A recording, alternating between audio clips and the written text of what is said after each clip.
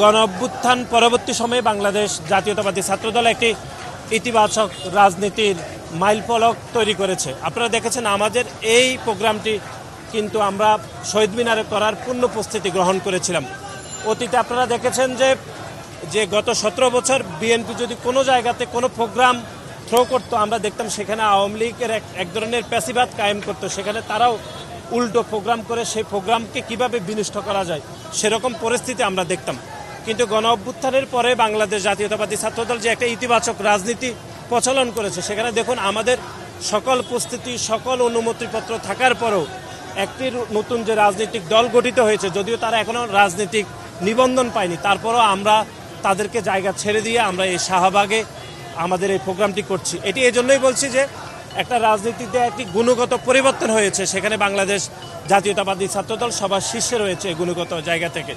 আর আপনি যেটি বলেছেন সেটি হচ্ছে, দেখুন 5ই আগস্ট পরবর্তী সময়ে বাংলাদেশ জাতীয়তাবাদী ছাত্রদল সবসময় বিশ্বাস করে যে আমরা যে প্যাসিবাদের বিপক্ষে শক্ত অবস্থান গ্রহণ করেছি, সেই প্যাসিবাদের বিপক্ষে আন্দোলনে আমরা সকলের সাথে কাঁধে কাঁধ মিলিয়ে আমরা আন্দোলন সংগ্রাম করেছি। কিন্তু তার পরবর্তী সময়ে যেই বৈষম্যবিরোধী ছাত্র আন্দোলনের প্ল্যাটফর্মকে আমরা মেনে আন্দোলন করেছি, তারাই সেই বৈষম্যবিরোধী ছাত্র আন্দোলনের প্ল্যাটফর্মকে বিতর্কিত করেছে। তারা একক ইজারাদার হিসাবে তারা পুরো গণ অভ্যুত্থানের মালিকানা চিন্তাই করে নতুন রাজনৈতিক দল গঠন করেছে। সুতরাং তারাই বলতে পারবে যে কেন এটি বিভাজিত রাজনীতি চলছে। কিন্তু আমাদের জায়গা থেকে আমরা কোনো বিভাজিত রাজনীতি করছি না, বরং ঐক্যবদ্ধ এবং একটা ইতিবাচক রাজনীতির জন্য আমাদের সদা সকল প্রস্তুতি রয়েছে। আর আপনারা জানেন যে আজকের এই ঐতিহাসিক ছাত্র সমাবেশ এই জন্যই আসলে গুরুত্বপূর্ণ, সেটি হচ্ছে বাংলাদেশের যে গণতান্ত্রিক ধারাকে গত 17 বছর ধরে ব্যাহত করা হয়েছিল। বিশেষ করে বাংলাদেশের 3টি জাতীয় নির্বাচন 2014, 2018 এবং 2024-এ তরুণরা ভোট দিতে পারেনি।